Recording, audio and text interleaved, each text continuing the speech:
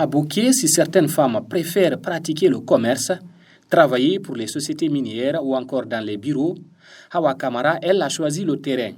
Cette jeune femme au parcours scolaire atypique a décidé de se lancer dans la culture maraîchère.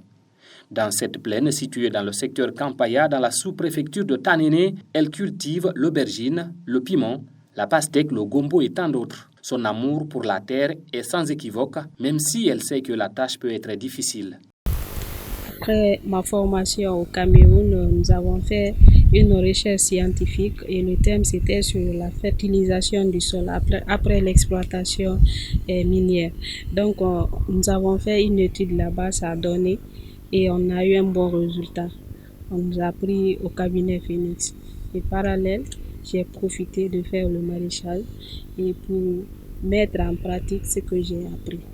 Donc, c'est ce que je suis en train de faire actuellement. Malgré il y a les difficultés, quelques défaillances, mais je tiens le coup. Parce que c'est au fur et à mesure, et tu exerces le travail, au fur et à mesure, tu peux comprendre. Et puis, j'aime ce que je suis en train de faire. Aujourd'hui, grâce à sa détermination et son engagement, elle parvient peu à peu à valoriser ce périmètre et sans aucun produit chimique. C'est donc une agriculture purement bio.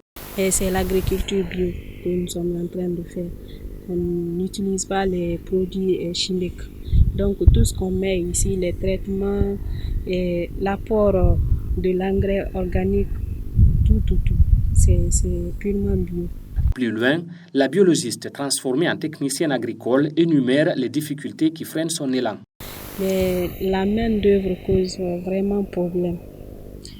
Il faut beaucoup d'argent pour avoir la main-d'œuvre. Et il y a beaucoup de vols. Après, quand vous allez commencer la récolte, les gens vont venir pour voler. Et en plus de ça, il y a le problème d'eau aussi.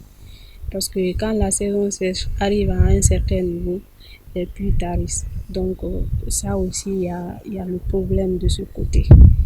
C'est ça au fait. L'agriculture, le maraîchage, il faut aimer d'abord la terre. Tu aimes la terre et puis tu aimes ce que tu es en train de faire pour réussir. Si tu as les trois éléments-là, tu vas réussir.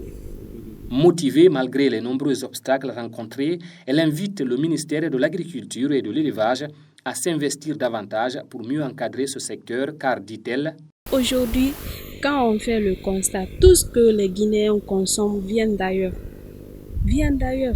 Et ce que nous consommons ici, les gens qui ont eu le courage de travailler, il n'y a pas d'accompagnement. Et puis, j'invite à l'État également de sortir dans le problème des engrais chimiques, les pesticides chimiques et tout ce qui est chimique, c'est pas bon pour notre terre, c'est pas bon pour la santé. Et l'accompagnement de l'État, je le dis et je le répète, ils envoient des engrais chimiques aux populations. Et ça, c'est pas bon. On a des engrais organiques ici, on peut mettre ça en pratique. Et c'est ce que nos ancêtres faisaient. Il n'y avait pas d'engrais chimiques, mais aujourd'hui, tout le monde est malade. La terre même est malade. Boké étant une zone économique spéciale, la valorisation de la culture maraîchère bio pourrait être une alternative efficace dans le cadre de la lutte contre la pauvreté, le chômage, tout en préservant la santé des consommateurs.